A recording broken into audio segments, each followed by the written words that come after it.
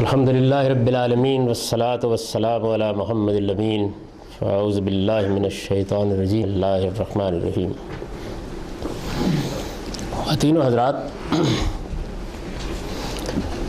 اللہ تعالیٰ نے شہادت کی اصطلاح کس معنی میں استعمال کی ہے اور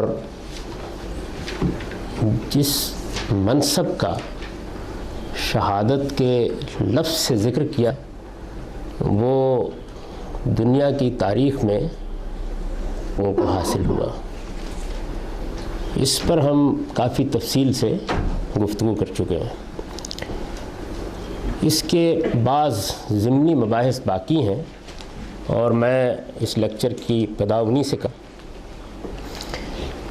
میں نے آپ کو یہ بتایا کہ اللہ تعالیٰ کی طرف سے یہ شہادت کا منصب نبیوں میں سے اللہ کے پیغمبروں کو حاصل ہوا ہے۔ قرآن مجید نے اسے رسالت کے لفظ سے تعبیر کیا ہے۔ وہ بھی اللہ کے نبی ہوتے ہیں، یعنی نبیوں میں سے وہ جن کو اس ذمہ داری پر فائز کر دیا جائے۔ اور پھر تاریخ کے دوسرے دور میں یہ ذریت ابراہیم کو حاصل ہوا ہے۔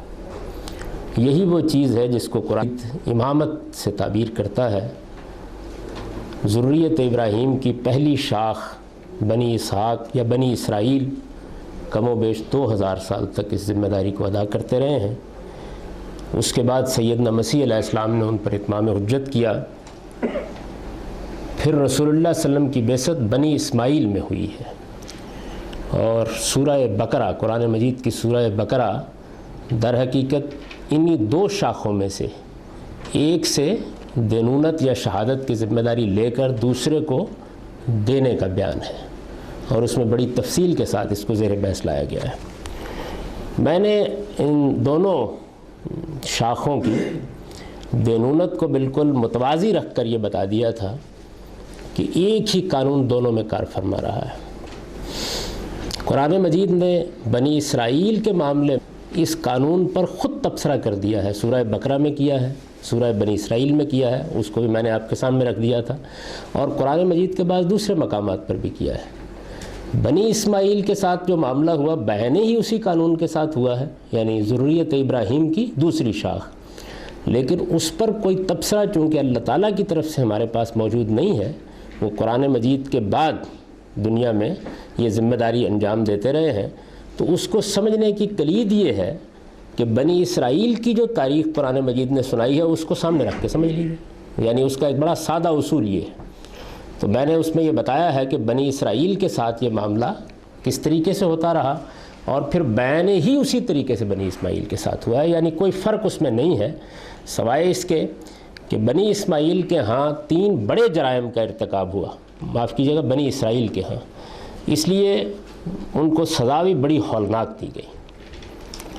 یعنی تو وہ ہوا جس میں انہوں نے بچڑے کی پرستش کی، یہ گویا یوں سمجھ لے جس جرم پر اللہ تعالیٰ کے اتمام حجت کے بعد معافی کا کوئی امکان نہیں ہے۔ قرآن مجید نے اس کو بیان کیا ہے کہ قیامت میں بھی جو لوگ جانتے بوجھتے شرک کرتے رہے ہیں وہ اللہ کے ہاں معافی نہیں پا سکیں گے۔ اس جرم کا ارتکاب بنی اسماعیل نے نہیں کیا اپنی تاریخ میں، یعنی یہ انہوں نے نہیں کیا۔ استکبار یعنی خدا کے مقابلے میں کھڑے ہو جانا، جس کو تورات گردن کش کی اصطلاح سے تعبیر کرتی ہے، جگہ جگہ آپ دیکھیں گے تورات میں یہ گردن کش قوم۔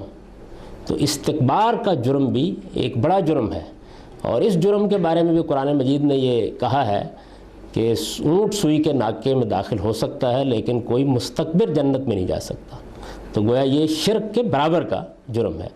اس کا ارتکاب بھی ان سے ہوا ہے، اس کی ان کو بڑی عبرت انگیز سزا ملی ہے، لیکن بنی اسماعیل نے اس جرم کا ارتکاب نہیں کیا، یعنی ان کے ہاں استکبار یا گردن کشی نہیں ہوئی، غلطی کوتاہی انحراف اس کی طرف میں نے اشارہ بھی کر دیا تھا کہ وہ بہرحال ان سے بھی ہوا ہے، لیکن یہ چیز ان کے ہاں سرزد نہیں ہوئی۔ اللہ تعالیٰ کے ساتھ منافقت یہ تیسرا بڑا جرم ہے، اور سورہ توبہ سے معلوم ہوتا ہے کہ یہ کم و بیش اسی درجے میں لے جاتا ہے آدمی کو۔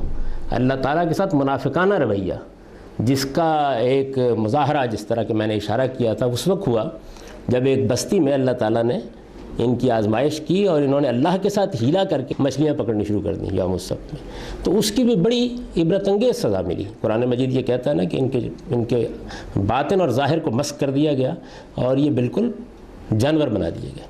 تو یہ جو چیز ہے یہ تو بنی اسماعیل کے ہاں اس درجے کے جرائم میں ہوئی نہیں، لیکن وہ انحرافات جو بنی اسرائیل سے بھی ہوئے اور بنی اسماعیل سے بھی ہوئے ان کی سزا بھی بالکل یکساں ان کو ملی۔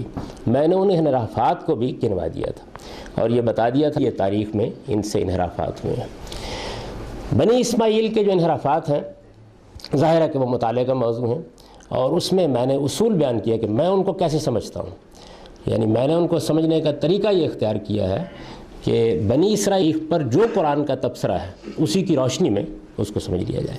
یعنی اگر اللہ تعالیٰ نے ایک شاخ کے معاملے میں ایک قاعدہ اور ایک قانون بیان کیا ہے تو ظاہر ہے کہ اس کا دوسری پر بھی اطلاق ہوگا۔ یہ بھی میں نے آپ سے عرض کر دیا تھا کہ اس دینونت کا جو یہ پہلو ہے کہ اس میں دنیا کی دوسری اقوام یا افراد کے بالکل برخلاف جس کو اس ذمہ داری پر فائز کیا اس کو چونکہ دنیا میں سزا دی جاتی ہے، اس قانون کو بھی سورہ بنی اسرائیل میں اللہ تعالیٰ نے بیان کر دیا ہے کہ تم بدنا، یعنی تم لوٹو گے اس چیز کی طرف ہم بھی لوٹ آئیں گے، اور یہ بیان کر دیا ہے کہ اوفو بعہدی اوفی بعہدکم، میرا عہد پورا کرو گے میں اپنا عہد پورا کروں گا۔ یعنی اللہ تعالیٰ کے ساتھ جو معاہدہ جو میثاق ہے وہ پورا کیا جائے گا تو دنیا ہی میں اللہ تعالیٰ نے جو وعدہ کر رکھا ہے وہ پورا کر دے گا، اور اگر لوٹیں گے اس راستے کو چھوڑیں گے اللہ سے انحراف کریں گے تو یہ قرآن مجید نے اس کو بطور اصول بیان کر دیا، تو اس اصول کا ظاہر ہے کہ ہم ان پر اطلاق کریں گے۔ تو میں نے انحرافات کی کچھ تاریخ آپ کو سنا دی تھی کہ کس طریقے سے یہ انحرافات ہوئے ہیں، اور یہ بتایا تھا کہ اس میں پہلا انحراف بنی اسماعیل کیا ہوا ہے اور اس کی کیا سزا ملی ہے، دوسرا کیا ہوا ہے اور اس کی کیا سزا ملی ہے، اور اسی طرح بتا دیا تھا۔ اب اس کے بعد میں یہ عرض کرنا چاہتا ہوں کہ ظاہر ہے کہ یہ سوال پیدا ہوتا ہے اس کے بعد کہ بنی اسماعیل میں جس کو ہم کہہ سکتے ہیں کہ جس میں ان کو سزا نہیں مل رہی بلکہ وہ اصل میں شہادت کی ذمہ داری کو ٹھیک طرح سے انجام دے رہے ہیں، وہ کون سے ادوار ہیں، یہ ایک سوال ظاہر ہے کہ پیدا ہوتا ہے۔ تو اس کا بھی اگر آپ تاریخ کی روشنی میں جائزہ لیں، اور ظاہر ہے کہ یہاں تھوڑا بہت اختلاف ہو سکتا ہے کسی شخص کو، تو آپ دیکھیں گے اس کے دو بڑے واضح دور ہیں۔ ایک دور آخری درجے میں مثالی ہے، یعنی ایک دور وہ ہے کہ جو مثلا بنی اسرائیل کی تاریخ میں یوشع اور کالب کا دور ہے۔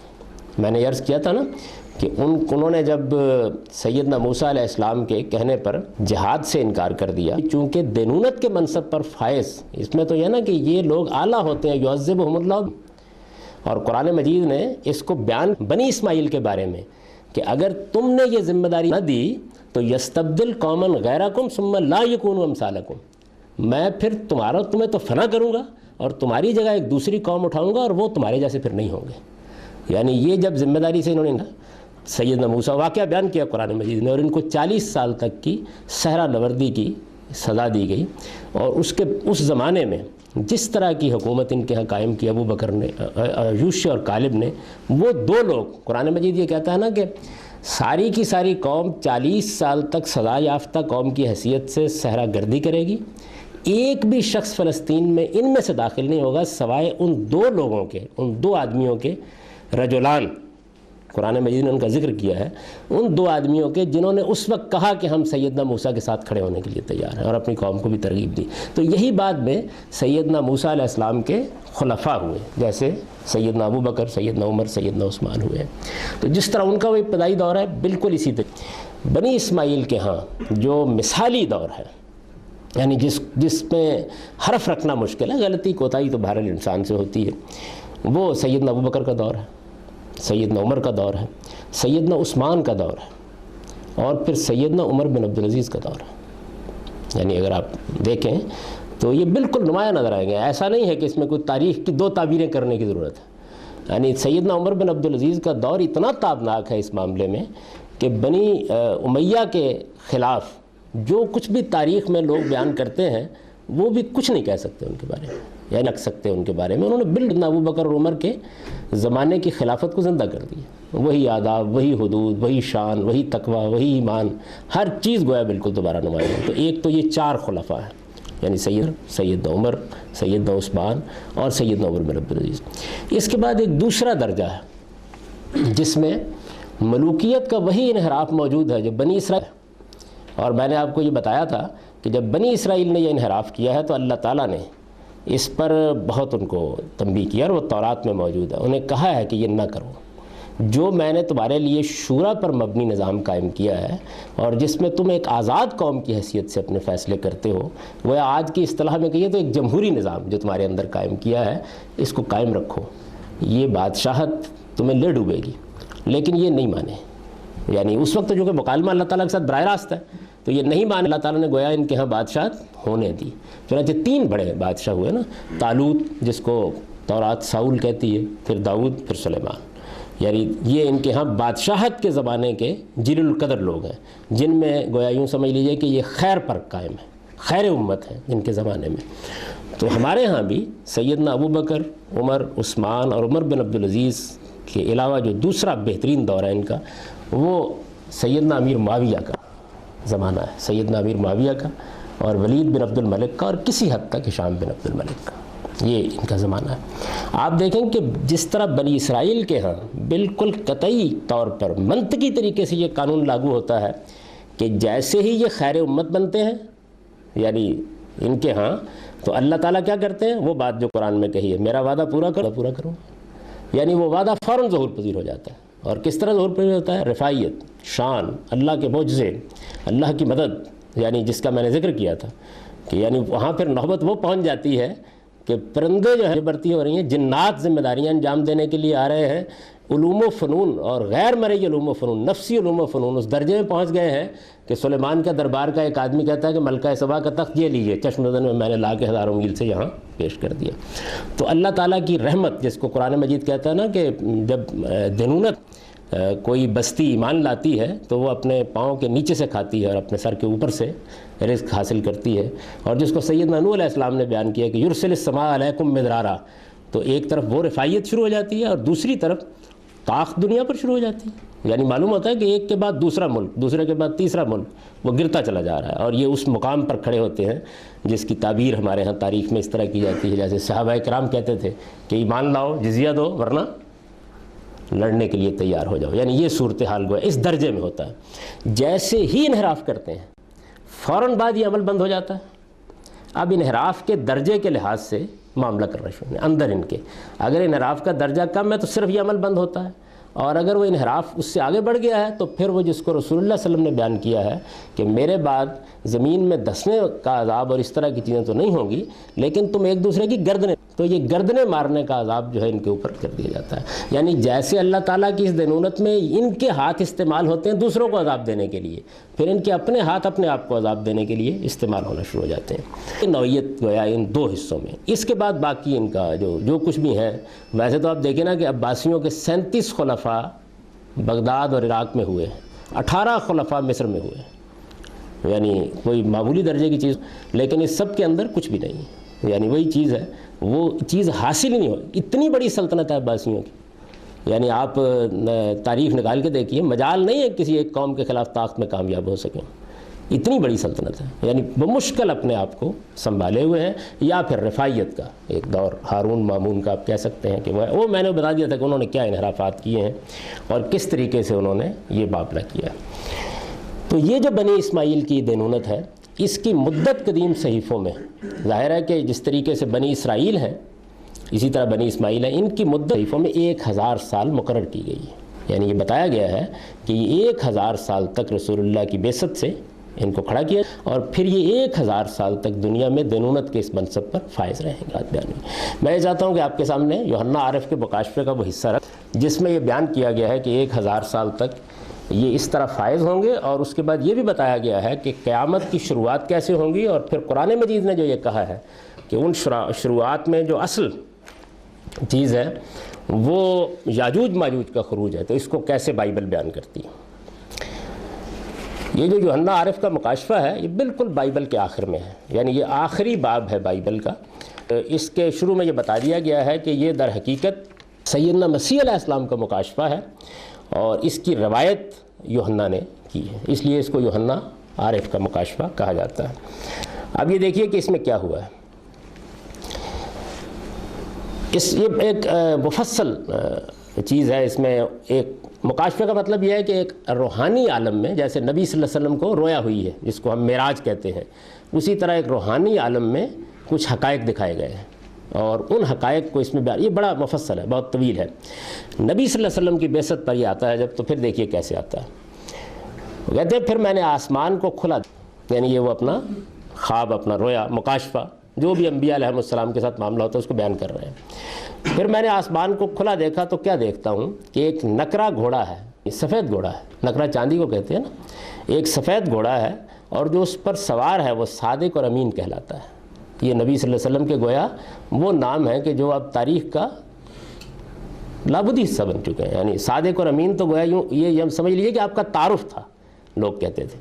جو اس پر سوار ہے وہ صادق اور امین کہلاتا ہے، وہ صداقت سے عدالت کرتا ہے اور لڑتا ہے، یعنی چونکہ آپ کے ذریعے سے تلوار کا عذاب آنا ہے تو اس لیے، اور وہ صداقت سے عدالت کرتا ہے اور لڑتا ہے، اور اس کی آنکھیں آگ کے شعلے کی مانند، اور اس کے سر پر بہت سے تاج ہیں۔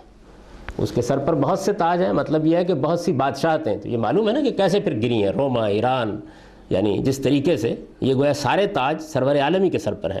اس کے سر پر بہت سے تاج ہیں، اور اس کا ایک نام لکھا ہوا ہے جسے اس کے سوا اور کوئی نہیں جانتا۔ یہ صاف معلوم ہوتا ہے کہ یہاں رسول اللہ صلی اللہ علیہ وسلم کا نام ہوگا باقاعدہ، جس کو یہ صورت بعد میں دے دی گئی، اور وہ خون سے چھڑکا ہوا لباس پہنے ہوئے ہیں، یعنی وہی دینونت چونکہ تلواروں کے ذریعے سے ہے۔ اس کو حضور نے بھی بیان کیا ہے، اسی بات کو، کہ میری امت کا معاملہ زلال سیوف ہوا ہے، اور اس کا نام خدا کا کلمہ ہے، یعنی یہ بات بھی وہاں بیان ہوئی ہے جہاں رسول اللہ کی پیشین گوئی ہے استثناء، خدا اپنا کلام اسے لے گا اور وہ اس کی طرف سے بات کرے گا، وہی تعبیر ہے۔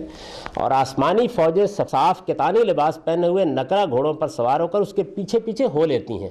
یہ وہ چیز ہے جس کو سورہ آل عمران میں بیان کیا کہ جب ہم نے بدر کے میدان میں اتارا تو 5000 ہم نے ملائکہ مصومین وہ کھڑے کر دیے، نبی صلی اللہ علیہ وسلم کے ساتھ اترے ملائکہ۔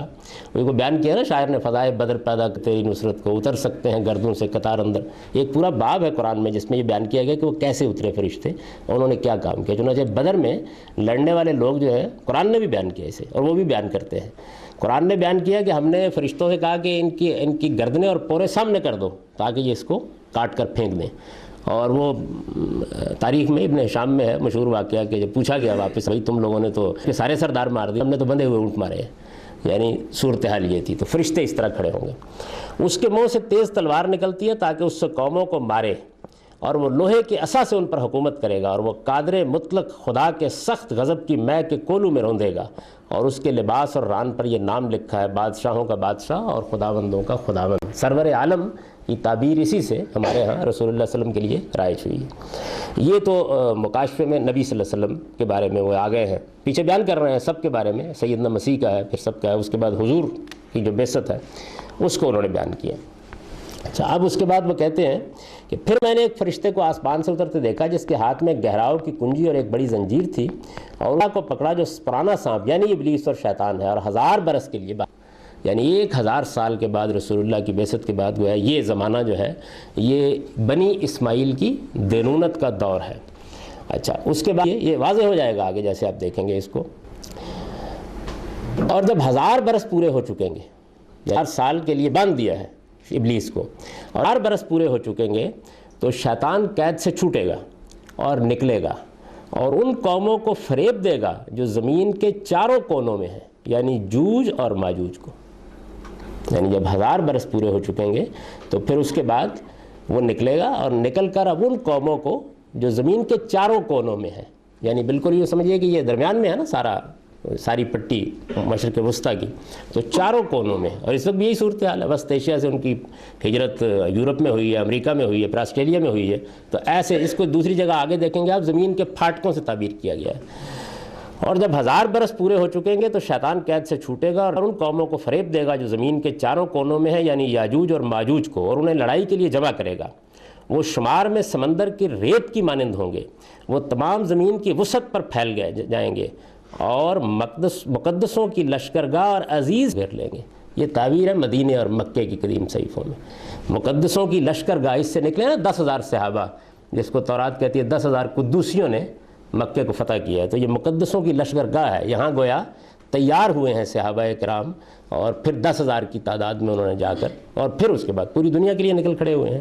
تو مدینہ مقدسوں کی لشکرگاہ ہے، اور عزیز شہر کو یہ مکہ ہے گھیر لیا، اور آسمان پر سے آگ اتری اور ان کو کھا گئی، یعنی پھر یہ قیامت آ گئی۔ اب دیکھیں گے آپ 1000 سال کے بعد جوج و ماجوج کا خروج ہوا، وہ تمام دنیا پر چھا گئے، مقدسوں کی لشکرگاہ اور عزیز شہر کو انہوں نے گھیر لیا، اور شیطان جس نے انہیں فریب دیا تھا وہ آگ اور گندک کی جھیل میں ڈال دیا گیا، اور وہ حیوان اور جھوٹا نبی وہ دونوں بھی۔ پھر میں نے ایک بڑا سفید تخت اور اس کو دیکھا جو اس پر بیٹھا ہوا تھا، اس کے حضور سے زمین اور آسمان بھاگ گئے، اور ان کو کہیں، یعنی خدا کا جلال نمودار ہو گیا، اور ان کو جگہ نہ ملی۔ پھر میں نے دیکھا کہ مردے کیا چھوٹے کیا بڑے تخت کے سامنے کھڑے ہیں، کتابیں کھول لی گئی ہیں، ایک اور یعنی حیات کی کتاب کھولی گئی ہے۔ مردوں کا انصاف جس طرح سے ان کتابوں میں لکھا تھا ان کے اعمال کے مطابق کیا گیا، اور سمندر نے ان مردوں کو جو اس میں تھے دے دیا، اور موت اور عالم اسفل نے اپنے مردوں کو حاضر کیا جو ان میں تھے، اور ان میں سے ہر ایک کا انصاف اس کے اعمال کے موافق کیا گیا۔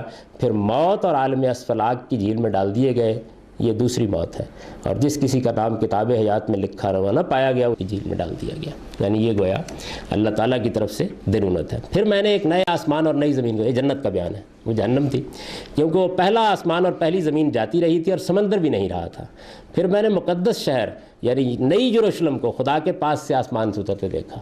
ہمارے یہاں بھی ہے نا ایک بیت معمور اوپر بھی ہے، جو اس دلہن کی مانند راستہ تھی جس نے اپنے خاوند کے لیے سنگار کیا ہو، یعنی اب وہ نمودار ہو گئی ہے۔ اور میں نے ایک بڑی آواز یہ کہتی ہوئی تخت سے سنی کہ دیکھ خدا کا خیمہ آدمیوں کے ساتھ ہے۔ دیکھ خدا کا خیمہ، وہ قرآن مجید میں بھی ہے، وَجَاءَ رَبُّكَ وَالْمَلَائِكَةُ صَفًّا صَفًّا، قرآن نے بھی اس کی نقشہ کھینچا ہے۔ اور اب خدا انسان سکونت کرے گا، اور وہ اب خدا کی امت ہوں گی اور خدا ان کے ساتھ رہے گا، یعنی یہ گویا جنت کا بیان ہے۔ اس کے بعد بھی بہت دلچسپ ہے، اور ان کی آنکھوں کے سب آنسو پوچھ لے گا، اور پھر موت نہ ہوگی اور نہ غم اور نہ نالا اور نہ دکھ ہوگا، کیونکہ پہلی چیزیں جاتی رہیں۔ اور اس تخت نشین نے کہا کہ دیکھ میں سب کچھ نیا بنا دیتا ہوں۔ قرآن میں بھی ہے نا، یوم تبدل الارض غیر الارض والسماوات، یعنی ایک نئی زمین اور نئی آسمان ہم بنا دیں گے۔ اور اس نے مجھ سے لے، کیونکہ یہ باتیں سچ اور برحق ہیں، اور اس نے مجھ سے کہا کہ ہو چکا، میں الفا اور اومیگا یعنی ابتدا اور انتہا ہوں، میں اس کو جو پیاسا ہے آب حیات کے چشمے سے اب مفت پلاؤں گا۔ یعنی یہ اللہ تعالیٰ کی طرف سے، اسی پر یہ مکاشفہ کم و بیش یروشلم جدید کی بنیادی پہ ختم ہو جاتا ہے۔ 1000 سال، اب ظاہر بات ہے کہ یہ 1000 سال، اور پھر اس میں درمیان میں یہ بنی اسماعیل کی دینونت اور بنی اسرائیل کی دینونت، تو جب یہ اتنا بڑا تاریخی واقعہ ہے اور اتنی غیر معمولی چیز ہے، تو ظاہر ہے کہ پھر دنیا کے جو ہسٹورینز ہیں ان کو بھی ایسے ہی اس کو لینا چاہیے۔ یعنی یہ تو صحیح ہے کہ وہ دینونت کے قانون سے واقف نہیں ہیں، ان کے سامنے یہ الہامی لٹریچر ماخذ کے طور پر موجود نہیں ہے، تو ان کو ایسے ہی لینا چاہیے۔ تو میں آپ سے عرض کرتا ہوں کہ ایسے ہی لیتے ہیں، یعنی اس میں بھی کوئی دو رائے نہیں ہے۔ چنانچہ میں آپ کے سامنے اس میں کچھ چیزیں رکھ رہا ہوں۔ میں ٹائمز ورلڈ اٹلس ہے، اس میں دنیا کو، دنیا کی پوری تاریخ کو ادوار میں تقسیم کیا گیا ہے، اور یہ 7 ادوار ہیں، یعنی دنیا کی پوری تاریخ اس میں تقسیم کی گئی ہے۔ یہ آپ کے ساتھ آئیں گے، اس میں آپ دیکھیے سب سے پہلے جو ہے وہ ہیومن اوریجنس ہے، یعنی جس میں یہ بحث کی ہے انہوں نے کہ کس طرح شکار کے زمانے سے پھر سٹون ایج میں انسان داخل ہوا، اور کس طریقے سے پھر آہستہ آہستہ زرعی زندگی کی طرف آیا۔ یہ پہلا دور ہے جو ہم تاریخ میں ٹریس کر سکیں۔ اس کے بعد دی فرسٹ سویلائزیشنز، یہ 3500 سے لے کر 1000 قبل مسیح تک یہ دور ہے اس کا، اور اس میں بالکل وہی علاقہ اصل ہے جس علاقے میں یہ دینونت ظہور پذیر ہو گئی ہے۔ اس کے بعد the classical civilisations of Eurasia, یہ 1000 قبل مسیح سے 500 بعد مسیح تک ہے، یعنی یہ جو آپ تیسرا دور دیکھ رہے ہیں، تو آپ یہ دیکھیں گے کہ اس میں کلاسیکل سویلائزیشن کا دور ہے، یعنی 572 رسول اللہ صلی اللہ علیہ وسلم کی پیدائش کا سال ہے۔ 572 عیسوی میں نبی صلی اللہ علیہ وسلم پیدا ہوئے، ٹھیک اس پر کلاسیکل سویلائزیشن کا دور مورخین کے نزدیک بھی ختم ہو گیا، یعنی دنیا کے اندر ایک زمانہ ختم ہو گیا۔ اس میں دیکھیے the civilizations of Greece and Persia, India and China, the Roman Empire, the spread of world religions. خاص طور پر جو قابل غور چیز ہے وہ یہ، یعنی اس سے پہلے مذاہب شخصی دینونت کی وجہ سے مختلف جگہوں پر اپنی ایک شان دکھاتے ہیں۔ یہ اصل میں وہ دور ہے کہ جس دور میں 1000 BC سے 500 تک، یہی ہے نا بنی اسرائیل کا دور، 1500 کے قریب سیدنا علیہ السلام کا جو عروج ہوا ہے، تو یہ وہ دور ہے کہ جس کے اندر زمین کے اوپر یعنی عالمی دینونت کے مذاہب نمودار ہوئے ہیں. پہلے یہودیت، پھر انہی سے عیسائیت، پھر دوسری شاخ سے بنی اسماعیل سے نبی صلی اللہ علیہ وسلم کی بعثت ہوئی ہے. اور اس کے ساتھ ہی آپ دیکھیے the collapse of the ancient world, یعنی 500 BC میں قدیم دنیا ختم ہو گئی. 500 AD میں، 500 بعد مسیح میں رسول اللہ صلی اللہ علیہ وسلم کی جو بعثت کی صدی ہے، 572 آپ کی بعثت ہے، آپ کی پیدائش ہے، اس پہ گویا کلاسیکل سویلائزیشن ختم ہوئی ہے اور کولیپس ہوئی ہے اینشینٹ ورلڈ. اور اس کے بعد دی ورلڈ آف ڈیوائیڈڈ ریجنز، یعنی جس کے بعد گویا دنیا 2 حصوں میں تقسیم ہوئی ہے آگے. ایک طرف ہم ہیں اور دوسری طرف یاجوج و ماجوج ہے. یعنی یہ اب آ گیا زمانہ، اور یہ زمانہ جو ہے یہ دیکھیے 1000 سال ہے، AD 500 to 1500. یعنی یہ ادوار جو متعین کیے انہوں نے، یہ کیا ہے اس میں آپ پڑھیے نیچے، the rise and of Islam and the formation of modern Europe. اس میں ہم اوپر جا رہے ہیں اور جدید یورپ یہ وجود پذیر ہونا شروع ہوا ہے. The early civilizations of America, the Mongol empire, the world on the eve of European expansion, یعنی یورپ کی طرف دنیا کا اقتدار یا یاجوج ماجوج کی طرف ہونے کی یہ گویا ابتدا ہے. یہ 1500 جو ہے اس کو متعین کرتے ہیں یہ. اس کے بعد دیکھیے the world of the emerging west, اب گویا مغرب نمودار ہو رہا ہے. مغرب سے سورج طلوع ہونا شروع ہوا ہے، اور یہ جو مغرب سے سورج کا طلوع ہے دیکھیے اس کو عنوان بھی انہوں نے وہی دیا، the world of the emerging west. یہ 1500 سے شروع ہوتی ہے، یعنی ٹھیک 1000 سال بعد، وہی جس کو یوحنا عارف کا مکاشفہ بیان کرتا ہے. اس کے بعد کی تاریخ سے آپ سب لوگ واقف ہیں، آگے انہوں نے اس کو تقسیم کیا ہے. یعنی یورپین ڈومیننس کی ایج ہے پھر 1815 سے 1914 تک، اور the age of global civilisation, یعنی دنیا کی ساری جتنی قومیں ہیں وہ ایک جگہ اٹھائیں گی، جیسے اس کو تورات نے بیان کیا، اور جوج ماجوج دنیا کے سارے پھیٹکوں سے نکل آئیں گے. قرآن بھی یہی کہتا ہے، حتیٰ اذا فتحت یاجوج و ماجوج وہم من کل حدب ینسلون. اس کو ایسے ہی قرآن مجید بھی بیان کرتا ہے. اب یہ جو یعنی 500 بعد مسیح سے 1500 بعد مسیح کا زمانہ ہے، یہ اصل میں بنی اسماعیل کی دینونت کا دور ہے، یہ جتنا بھی ہے. اور آپ حیران ہوں گے کہ 572 رسول اللہ صلی اللہ علیہ وسلم کی پیدائش کا سال ہے، اور آپ دیکھیے کہ اس کے یعنی 922 میں آخری خلیفہ جو ہے، 922 ہجری میں آخری خلیفہ، اس میں 50 سال پہلے کی بھی ڈال لیجیے نا حضور کی جو پیدائش سے لے کے ہے، کیونکہ ہمارا سال تو شروع ہوتا ہے ہجرت سے. تو 922 میں ایک تقریب منعقد ہوئی، اور اس تقریب میں آخری بنی اسماعیل کے آخری خلیفہ نے عثمانیوں کو اقتدار سونپ. 922 میں، ٹھیک 922 میں یہ واقعہ ہوا. اور یہ حضرات جب بیان کرتے ہیں اس کو تو یہ کہتے ہیں کہ 1498 میں جس دن واسکو ڈے گاما نے ہندوستان کے ساحل پر قدم رکھا، 1498 میں، ٹھیک اس دن یعنی دنیا میں اقتدار کی تبدیلی آ گئی. یعنی اب گویا ایک دور ختم ہو گیا اور یورپ کے احیاء کا دور شروع ہو گیا. بالکل ٹھیک. اب یہ ہے کہ 5-7 سال کو آپ بیچ میں نکال دیں، اس لیے کہ قمری حساب اور شمسی حساب میں تھوڑا فرق بھی ہوتا ہے، لیکن یہ ٹھیک کم و بیش 1000 سال ہے. تو اس طریقے سے گویا 1000 سال کا وہ دور جو ہے دینونت ابراہیمی کا، وہ 1500 بعد مسیح میں یا 1500 عیسوی، یہ تو معلوم ہے نا کہ سنین کو ہم قبل مسیح اور بعد مسیح میں تقسیم کرتے ہیں، اس میں ختم ہوا ہے. یعنی بالکل ایسے ہی اس کو بیان کیا جاتا ہے، یوں نہیں ہے کہ کوئی ہماری تعبیر ہے. 922 ہے. 896 میں غرناطہ کے 3 جنوری اور 1492 کو ہم نے کی ہیں چاہتا کی، اور 922 میں یہاں سپرد کر دی. یعنی اس کے بعد ختم ہو گیا معاملہ. پھر اس کے بعد مسلمانوں کی وہ قوم وجود میں آئی جس کے اوپر بنی اسماعیل نے شہادت دی ہے، اور ان کے لیے دنیا کا عام قانون جاری ہو گیا. یعنی دنیا میں جیسے قوموں کے عروج و زوال کے معاملات ہوتے ہیں وہ جاری ہو گئے. دینونت ابراہیمی کا دور 1000 سال بعد ختم ہو گیا، اور یاجوج و ماجوج کو اقتدار کی منتقلی شروع ہو گئی، جیسے کہ تورات نے اس کو بیان کیا، اور بالکل ایسے ہی یہ حضرات بھی سے بیان کرتے ہیں. یہ تو اس کا تاریخی پہلو ہے. اب اس کے بعد سوال یہ ہے کہ قرآن مجید اس دینونت کو قیامت سے بھی متعلق کرتا ہے، یعنی قرآن اس کو متعلق کرتا ہے. کہتا ہے کہ شخصیت نبیوں کے ذریعے سے ہوئی، یعنی رسولوں کے نبیوں کے ذریعے سے ہوئی. قیامت میں لوگوں پر اتمام حجت ہوگا، یعنی اٹھایا جائے گا قوموں کو، تو اس موقع کے اوپر ہم ان دونوں کو اٹھائیں گے، یعنی پیغمبروں کو بھی اٹھائیں گے اور شہداء کو بھی اٹھائیں گے۔ الگ الگ بیان کرتا ہے دونوں کو، ایک اصطلاح کے طور پر اس کو بیان کرتا ہے۔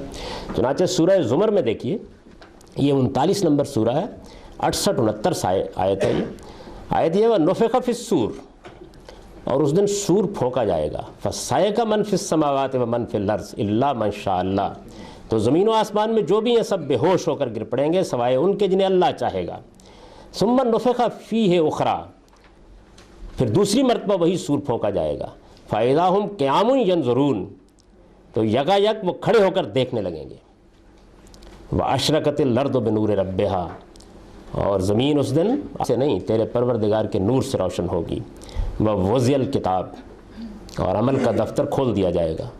وَجِيَ بِالنَّبِيِّينَ وَالشُّهَدَاءِ، اور اس دن پیغمبر اور شہداء دونوں بلائے جائیں گے۔ وَقَنَهُمْ بِالْحَقِّ، اور بالکل حق کے مطابق فیصلہ سنا دیا جائے گا۔ وَهُمْ لَا يُظْلَمُونَ، اور کسی پر کوئی ظلم نہیں کیا جائے گا۔ یعنی یہ قرآن مجید نے اس کو بیان کیا ہے کہ یہ دینونت جو ہے جس طرح یہاں ہوئی ہے، یہاں برپا ہوئی ہے دو کے ذریعے سے، نبیوں کے ذریعے سے جو رسالت کے منصب پر فائز ہوئے، اور شہداء کے ذریعے سے، تو ان دونوں ہی کو اٹھایا جائے گا۔ یعنی قرآن نے اس کو باقاعدہ اسی لفظ کے ساتھ وہاں بیان کیا ہے۔ اچھا، پھر جہاں پہ کیٹیگرائز کیا ہے سورہ نساء میں، وہاں بھی یہ بتا دیا ہے، وہاں یہ بتایا ہے کہ یہ جو شہداء کے طور پر یعنی بنی اسرائیل اور بنی اسماعیل جن کو کھڑا کیا گیا ہے، ذریت ابراہیم، ظاہر کا معاملے میں یہ نہیں ہوتا کہ آپ ان کی تصدیق کریں، ان کی بات مان لیں، یعنی جس دینونت کو یہ بیان کر رہے ہیں دعوت ان کی قبول کر لیں۔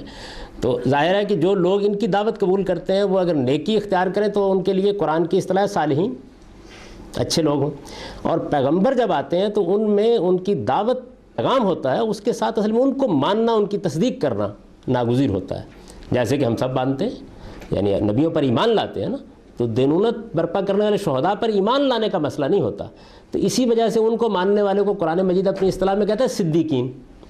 تو چنانچہ وہ آیت دیکھیے کہ جس میں یہ بیان کیا گیا ہے کہ اللہ تعالیٰ نے کہ انعم اللہ علیہم من النبیین والصدیقین، ایک گروہ نبی اور والشہداء والصالحین دوسرا گروہ، یعنی ایک گروہ وہ ہے کہ جس کے سرخیل انبیاء ہیں اور ان کی تصدیق کون کر رہے ہیں، وہ صدیقین ہیں۔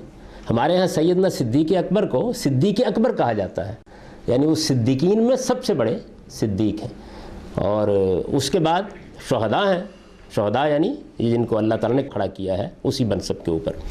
تو یہ جو انبیاء اور شہداء ہیں ان کے ذریعے سے اللہ تعالیٰ نے اتمام حجت کیا، اور یہ آپ نے بھی دیکھا کہ یہ دور جو ہے، یعنی یہ جو دور ہے 1000 قبل مسیح سے جو شروع ہوتا ہے، جس میں بنی اسرائیل اصل میں عروج پر آئے ہیں، اور جو 1500 میں آ کے ختم ہوا ہے ہمارے ساتھ، یہ ورلڈ ریلیجنس کا دور ہے، یعنی عالمی، وہ اس کو ایسے تعبیر کر رہے ہیں نا، میں یہ کہتا ہوں یہ عالمی دینونت کا دور ہے، یعنی اس میں در حقیقت ذریت ابراہیم کو ایک منصب پر فائز کر کے پوری دنیا پر اتمام حجت کیا گیا ہے، اور یہ اتمام حجت جو ہے یہ اگر پوری دنیا کو آپ بیان کر دیں تو اصلاً یاجوج و ماجوج پر ہوا ہے، یعنی باقی تو ایمان لے آئے ہیں، باقی تو ایمان لے آئے ہیں، اصلاً یاجوج و ماجوج پر ہوا ہے۔ اور یہ یاجوج و ماجوج کون ہیں؟ یاجوج و ماجوج اس وقت دنیا میں وہ واحد لوگ ہیں کہ جو اصل میں قوم نوح ہیں، یعنی یاجوج و ماجوج، ہم لوگ تو اب محمد رسول اللہ کی امت بن چکے، امت نوح ہے، یعنی ان کے ہاں اس کے بعد کسی پیغمبر کی بعثت نہیں ہوئی، سیدنا نوح علیہ السلام کے بعد یاجوج و ماجوج کے ہاں کسی پیغمبر کی بعثت نہیں ہوئی، یعنی پھر اصل میں سیدنا ابراہیم کے بعد جیسے میں نے اس کی پوری تفصیل آپ کو سنائی ہے، پھر ادھر سے شہداء اور انبیاء اٹھتے رہے ہیں ادھر سے، اور یہ شہداء اور انبیاء جو ہیں انہی کی یہ ذمہ داری تھی کہ یہ امت نوح پر، کیونکہ دنیا میں، اور یہ اگر آپ کبھی ہندوؤں کی تاریخ پڑھیں گے، آریاؤں کی پڑھیں گے تو آپ دیکھیں گے کہ ان کے یہاں اس کی پوری تفصیل موجود ہے، وہ بتاتے ہیں کہ ہمارے یہاں گائے کی پرستش بھی اصل میں طوفات، جب گائے نے جو کردار ادا کیا ہے اس سے آئی ہے۔ سناتن دھرمیوں نے جس زمانے میں اسلام پر حملے کرنے شروع کیے یہاں پہ، تو ستیارتھ پرکاش بڑی مشہور کتاب ہے، اس کو آپ پڑھیں تو اس میں یہ پوری تفصیل ہے، وہ بیان کرتے ہیں کہ ہم کس طریقے سے وہاں سے پھوٹے، اور یہ بات بالکل یعنی دنیا کی تاریخ سے بھی معلوم ہے۔ تو یہ اصل میں نوح علیہ السلام کی امت ہے، اور نوح علیہ السلام کی امت یعنی یاجوج و ماجوج جن کا ذکر قرآن یاجوج و ماجوج سے ان کا ذکر کرتا ہے، حتیٰ اذا فتح بائبل اسی نام سے ذکر کرتی ہے، پھر بتاتی ہے کہ اصل مسئلہ انہی کا ہے، یعنی ان کا خروج ہونا ہے۔ تو یاجوج و ماجوج کے اوپر اصل میں اس عالمی دینونت کے ذریعے سے اتمام حجت کیا گیا ہے، کم و بیش 2-2.5 ہزار سال۔ تو قیامت میں یاجوج و ماجوج انکار کر دیں گے اس سے۔ اصل میں اس حدیث کے اندر یہ بات بیان ہوئی ہے، لوگوں نے اسے غلطی سے قوم نوح سے متعلق سمجھ گئی ہے، اس میں کسی اور پیغمبر کا ذکر نہیں ہے۔ اور یہ کیا کہتی ہے؟ ابو سعید خدری کی روایت کہتی ہے قال رسول اللہ صلی اللہ علیہ وسلم یدعى نوح علیہ السلام یوم یعنی اور پیغمبر تو اور بھی بہت ہوئے ہیں، نوح قیامت کے دن اٹھائے جائیں گے، فیقال له هل بلغت، اور یہ کہ پیغمبروں سے پوچھا جائے گا کیا تم نے پہنچا دیا؟ یہ قرآن میں بیان ہوا ہے، قرآن مجید میں سیدنا مسیح علیہ السلام کے ساتھ اللہ تعالیٰ میں بیان ہوا ہے باقاعدہ، کیا جواب دیا گیا تم کو؟ تو وہ کہیں گے کہ ہاں میں نے پہنچا دیا تھا، یعنی میں نے تو اپنی طرف سے حجت پوری کر دی تھی۔ پھر اس کے بعد وہ بلائے جائیں گے، نوح کی امت جو ہے وہ بلائی جائے گی اور ان سے پوچھا جائے گا، تو دیکھیے وہ کیا کہتے ہیں، وہ کہتے ہیں ما اتانا من نذیر ما اتانا من احد، یعنی ہمارے پاس تو کوئی ڈرانے والا نہیں آیا، اور یہ ٹھیک ہے بات، یعنی اس لحاظ سے ٹھیک بات ہے۔ پھر نوح علیہ السلام سے کہا جائے گا کہ کوئی گواہ ہے، یعنی یہ اصل میں وہی گواہی ہے جس کو میں نے ابھی قرآن سے آپ کو پڑھ کے سنایا۔ ظاہر ہے کہ تعبیر راویوں نے کی ہے، صلی اللہ علیہ وسلم نے اس کو کیسے بیان کیا ہوگا، وہ کہیں گے محمد و امت، بنی اسماعیل سے آخری اتمام حجت ہوا ہے۔ اور پھر حضور نے آیت پڑھی کذالک جعلناکم امۃ وسطا، اسی روایت میں ہے، حضور نے اس موقع کے اوپر یہ آیت پڑھ کے سنائی کہ یہ ہے اصل میں وہ گواہی جو دی گئی ہے، اور پھر وہ یہ گواہی دینے کے بعد گویا اللہ تعالیٰ کا وہی جو قرآن مجید میں بیان ہوا ہے فیصلہ سنا دیا جائے گا۔ تو لوگوں نے اس کو غلطی سے قوم نوح سے متعلق سمجھ گیا، یہ امت نوح سے متعلق ہے، اور امت نوح اس وقت دنیا میں موجود ہے، اس لیے میرے نزدیک روایت ٹھیک ہے، یعنی اس میں کوئی غلطی کا پہلو نہیں ہے، اور اس میں کوئی شک نہیں ہے کہ یاجوج و ماجوج کے اوپر بنی اسماعیل یعنی رسول اللہ کی جو امت ہے اسی کی شہادت قیامت میں پیش ہوگی، اور ہونی چاہیے، اسی کی پیش ہونی چاہیے۔ یعنی جب جیہ بن نبین و شہداء ہوگا تو یاجوج و ماجوج کے خلاف یہی اٹھائے جائیں گے۔ یہ جو سارا مسئلہ ہے شہادت کا، اسماعیل کی جو ہے یہ امت نوح ہی ہے نا، دیکھیے خود بھی تو ہاں، یعنی دیکھیے بات یہ ہے کہ نوح علیہ امت وہ کہلائیں گے جن کے اور نہ آئے، ہم تو اب امت محمد ہیں، یعنی ہم اپنے قریبی میں کہیں، ہم ہمیشہ یہی کہتے ہیں رسول اللہ کی امت موسیٰ ہیں یا امت عیسیٰ ہیں۔ نوح علیہ السلام کا مطلب یہ ہے کہ بعد پھر کسی اور کی طرف ان کی نسبت نہیں ہوئی، ویسے تو ہم سب انبیاء کو ماننے والے ہیں، یعنی یہ مراد ہے، اس سے ایک عام تعبیر لے لی گئی ہے بات سمجھانے کے لیے۔ تو اس وقت دنیا میں امت موسیٰ بھی ہے، امت عیسیٰ بھی ہے، امت محمد بھی ہے، اور امت نوح بھی ہے، اور وہ جوج اور ماجوج ہی۔ چنانچہ اب بائبل کے حزقیل میں دیکھیے نا کہ بنی اسرائیل جو ہیں ان کو بھی جب وہ تھوڑے سے اٹھے ہیں تو کہا گیا کہ اٹھ اور جوج اور ماجوج پر جا کر نبوت کر، وہ جو توبالسک اور ماسکو کا بادشاہ ہے بائبل میں ہے نا، تو ان کو بھی اصل میں یہی کہا گیا تھا کہ یہ کام کرو جا کے، اور وہ جب نہیں انہوں نے کیا تو پھر ان کے اوپر جو تباہی آئی، اور جس طریقے سے وہ سورہ بنی اسرائیل میں بیان کر دیا اللہ تعالیٰ نے کہ 2 مرتبہ تم نے سر اٹھایا اور فساد برپا کیا اور استکبار کا جرم کیا، اور پھر میں نے تمہیں یہ سزا دی، وہ میں نے پڑھ کے آپ کو بنی اسرائیل کا سارا اقتباس سنا دیا تھا۔ تو خواتین و حضرات، یہ اصل میں دینونت ابراہیمی کی تاریخ ہے، یعنی اللہ تعالیٰ نے پہلے مرحلے میں رسولوں اور نبیوں کے ذریعے سے مختلف اقوام پر اتمام حجت کیا، اور نوح علیہ السلام کے بعد یہ تاریخ سے معلوم ہے کہ ان کے ہاں جو پہلی ہی بھائیوں میں اولاد میں کچھ دیر کے بعد جنگ و جدال ہوا ہے، تو سام اور حام کی اولاد ادھر رہ گئی، اور یہ سب وسط ایشیا میں چلے گئے، یافت کی اولاد جو ہے، اور یہی یافت کی اولاد ہے جو جوج ماجوج، یعنی ان کے بیٹے ہیں۔ یہ جو بائبل بھی یہی بتاتی ہے، قدیم تاریخیں بھی یہی بتاتی ہیں، یہی گئے ہیں بعد میں یورپ میں، کچھ ادھر سے بھی گئے، ایسا تو نہیں ہے کہ بالکل، اصل میں ڈومینیٹ وہی کرتے ہیں زیادہ تر۔ آریہ ہے نا سارے کے، آریہ جو ہے، ہٹلر نے تو دیکھیے نا، یہ کہا تھا کہ آریہ نسل سے متعلق ہونے اور اس کی برتری کے اوپر ایک طوفان برپا کر دیا تھا اس نے، آریاؤں کا مشہور نشان سواستیکا آپ دیکھیے اس میں، تو ایسا تو نہیں ہے کہ یورپ میں سامی نسل کے لوگ ہیں، یعنی سامی نسل کے لوگ بھی تھوڑے بہت گئے ہیں وہاں، کم و بیش سارے۔ نہیں، قوم عیسیٰ تو ہے جو حضرت عیسیٰ پر ایمان لے ہے، یہ تو دیکھیے نا، نہیں موجود ہے اس وقت قوم عیسیٰ، اس میں کیا شک ہے، سیدنا مسیح اصل میں یہ ہے نا، اصل یہ ہے، یہاں کی طرف اشارہ کیا جا رہا ہے، انہوں نے تو حضرت مسیح کو مان لیا، یعنی جو نہیں مانیں گے وہ تو نوح کے ساتھ وابستہ کھڑے رہیں گے نا، یعنی مان لیا نا انہوں نے، ان میں سے ایک بہت بڑی تعداد نے سے یہ مان لیا، یاجوج ماجوج، اب بھی ہم بھی یاجوج ماجوج ہیں، یعنی ہندوستان کے جو باشندے ہیں یہ بھی آریہ ہیں، یہ بھی ہم نے مان لیا، ہم نے محمد رسول اللہ کو مان لیے. یعنی ہندوستان میں اگرچہ ایک بڑی تعداد نہیں مانے ہوئے لیکن ہم بہت سے لوگ مان چکے ہیں، ہے نا. جس قوم پر اتمام حجت کیا جائے گا تو ظاہر ہے کہ ان میں سے کچھ مانیں گے کچھ نہیں مانیں گے. جو مان لیں گے وہ اصل میں اپنی شناخت دوسری قائم کر لیں گے نا. یعنی جب مسیح، کچھ لوگوں نے ان میں سے مانا حضرت مسیح کو تو اب وہ مسیحی ہو گئے، اور ہم نے مانا رسول اللہ کو تو اب ہم مسلمان ہو گئے، اپنی پرانی شناخت سے الگ ہو گئے. تو یہ جو غلبے کا ذکر ہوتا ہے، اس میں ظاہر ہے کہ یہ غلبہ پھر یورپ اور امریکہ یا آسٹریلیا کے وہ حصے اگر کرتے ہیں کرسچن ورلڈ کہتے ہیں تو وہ یاجوج و ماجوج سے غلبہ نہیں کرتے. یہی ہوگا. یعنی وہ تو اصل میں ویسٹ کی طرف منتقلی ہوئی ہے، وہ میں نے بیان کر دیا. اصل میں تو ان کو اٹھنا چاہیے قیامت سے پہلے، جو اصل یاجوج و ماجوج ہیں. جو اب باقی رہ گئے جی، جو اب باقی رہے. جی، وہ قوم نوح ہی ہے نا، وہ قوم مسیح نہیں ہے، وہ قوم محمد بھی نہیں ہے. یعنی چین کے لوگ، روس کے لوگ، جاپان کے لوگ، یہ ہندوستان کا سارا علاقہ. یعنی آپ اگر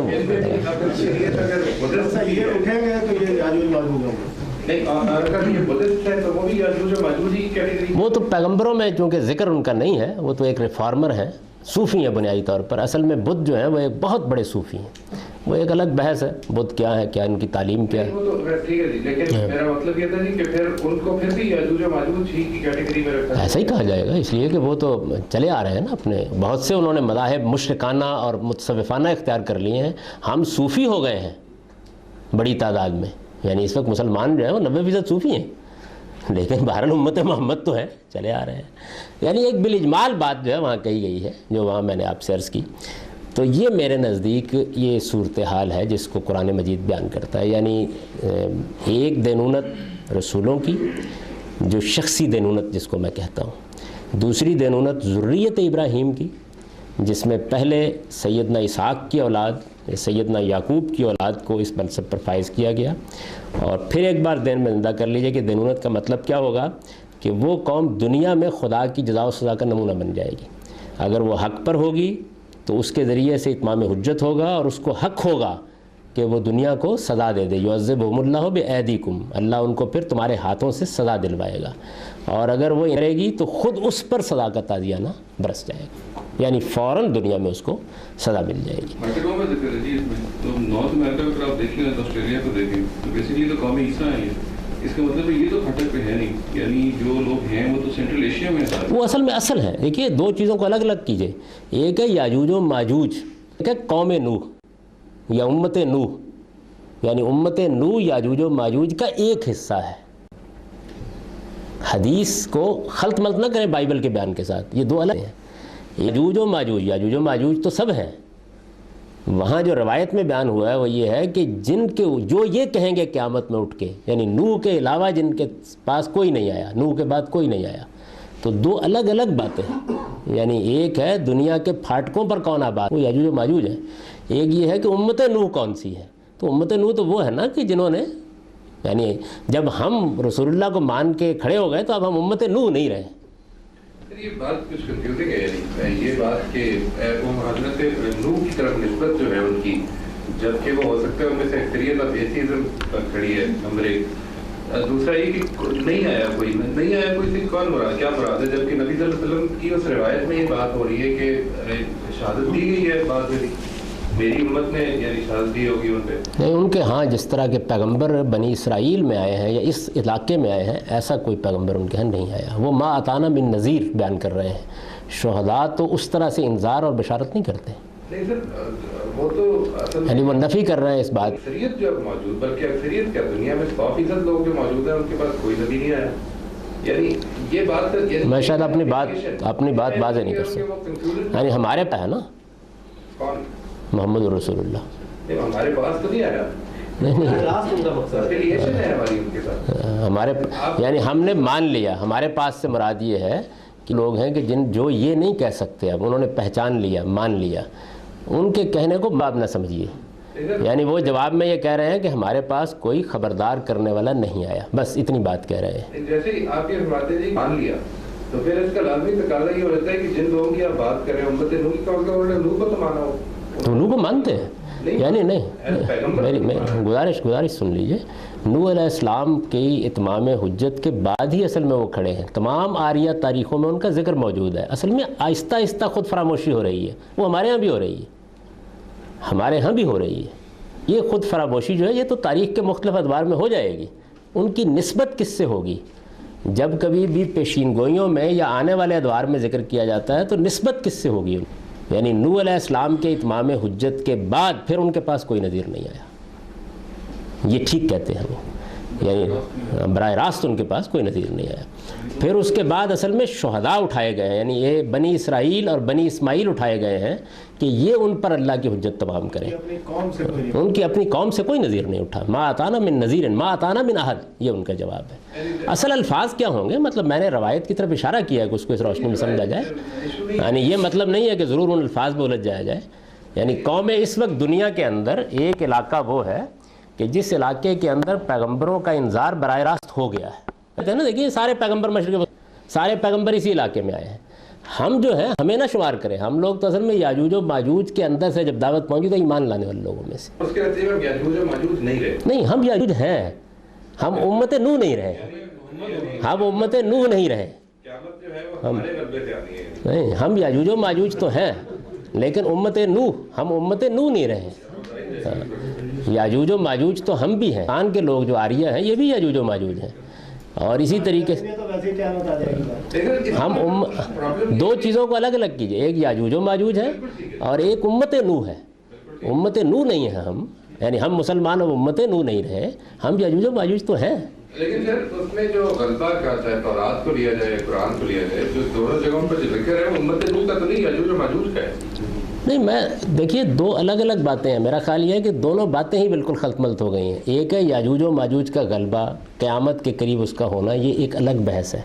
ایک روایت، چونکہ آپ شریک نہیں رہے اور شاید سن بھی نہیں سکے، میں نے ابتدا میں بتا کہ شہادت کی آیت کے تحت لوگوں نے یہ روایت بیان کی ہے اور اس روایت کو قوم نوح سے متعلق کر لیا ہے.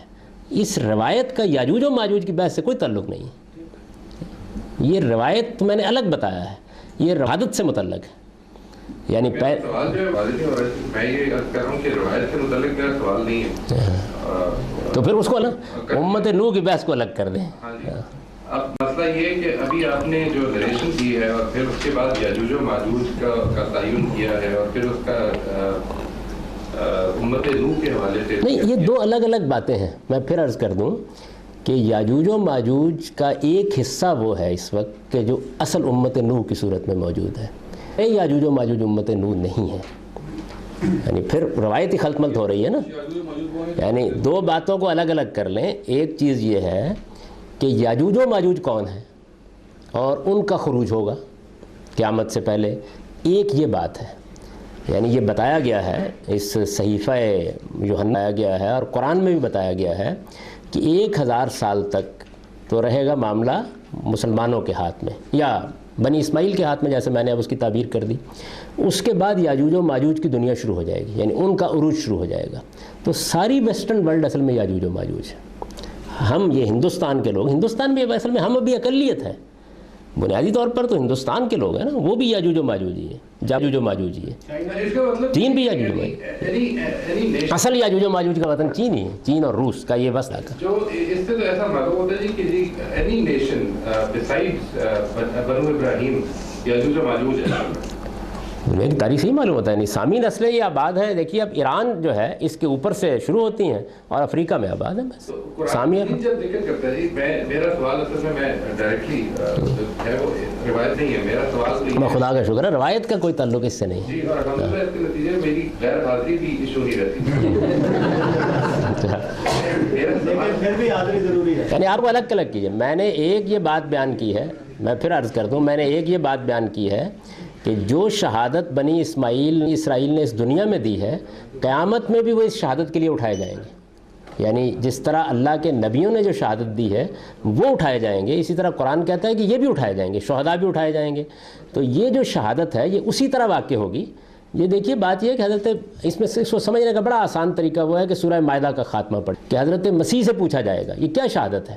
ان سے پوچھا جائے گا تم نے اور تمہاری ماں نے تم نے کہا تھا کہ مجھے اور میری ماں کو پیغمبر بنا کے، خدا جانتا ہے اس کو، اتمام حجت ہو رہا ہے، فضیت ہو رہی ہے. تو وہ یہ کہیں گے حضرت مسیح کہ میں نے تو جب تک میں ان کے درمیان میں رہا میں نے ایسی کوئی بات ان سے نہیں کہی، کنت انت رقیب علیہ، میرے فلما توفیتنی، جب میری وفات ہو گئی انہیں تو ہی ان کا نگران رہا ہے. تو یہ گویا وہ بتا دیں گے کہ میں تو صحیح بات بتا کے آیا تھا. اب ظاہر ہے مسیحی اس کا بھی انکار کریں گے اور کرتے ہیں، یعنی یہ نہیں کہ اس کے نتیجے میں اقرار ہو جائے گا، اللہ نے اس کو بیان کیا. یہاں بھی یہ سورہ زمر میں بھی یہ بیان کیا کہ کتابیں کھولی جائیں گی، دفتر لگائے جائیں گے، شہداء کھڑے کیے جائیں گے. تو میں نے یہ عرض کیا کہ یہ جو روایت ہے اس میں جس شہادت کا ذکر ہے وہ بنی اسماعیل کی شہادت ہے نوح علیہ السلام کی امت پر، یعنی یہ ایک ہے، یہ الگ ہو گئی. یہ ایک بات اور ہے کہ بنی اسماعیل کی دینونت 1000 سال تک دنیا میں قائم رہی ہے، اور اس کے بعد قرآن بھی کہتا ہے اور تورات بھی کہتی ہے کہ یاجوج و ماجوج کا غلبہ شروع ہو جائے گا. اور یاجوج و ماجوج کا جب غلبہ شروع ہو تو اب یاجوج و ماجوج کا لفظ امت نوح کے لیے نہیں بولا جا رہا بلکہ یاجوج و ماجوج کے لیے بولا جا رہا ہے. اور وہ ساری مغربی دنیا یاجوج و ماجوج ہے، کم و بیش غلبہ ہے ان کا اس کے اوپر. اس میں بھی ظاہر ہم بھی گئے ہوئے ہیں وہاں پہ، یعنی سامی بھی گئے ہوئے، عرب بھی گئے ہوئے ہیں، لیکن ایک غلبے کے لحاظ سے ہی بات کی جاتی ہے. اور اسی طریقے سے ہندوستان بھی اور یہ سارا علاقہ بھی، یہ ہے وہ بات. یہ دو الگ الگ باتیں ہیں. پہلی بات پر کوئی سوال نہیں، تو دوسری بات پر کیا سوال ہے؟ یہ وقفے کی بات کر رہے ہیں. جی 20 منٹ کا اب ہوگا تو ہم 7 بجے واپس آئیں گے. یہی ہے کیوں جناب؟ ایسا ہی ٹھیک ہے.